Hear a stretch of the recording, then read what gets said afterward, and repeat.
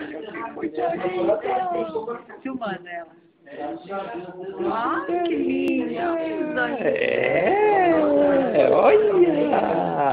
Olha, tá vendo como ela quer ficar com ele aberto? Porque ela é muito forte. Chubabão.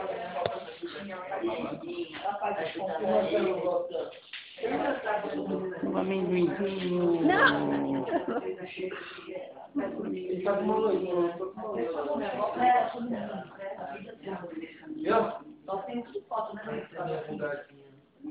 Eu tô gato. Filmando um amendoinzinho. Filmamos ela de olho aberto ali. Deu pra filmar ela de olho aberto. Deu.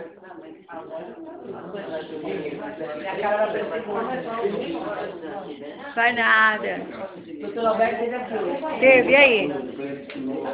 Ele falou que você tá ótimo. Ah, ele vai deixar as altas pra você?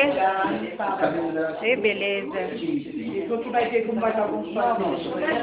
E hoje ele passa de manhã. Ah, que bom, né? Tá vendo? Tá parecendo que é nada, porque tá vendo. É. Olha o olhinho dela, como é lindo, mas claro. Como é claro. Olha que coisa linda.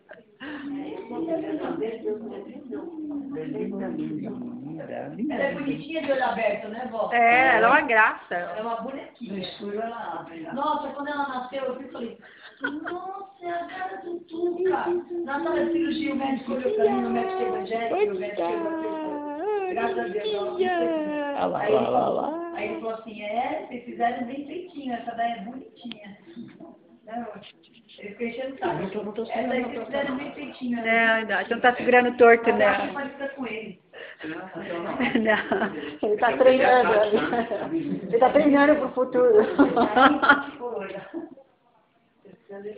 A sobrancelha dela é fofinha.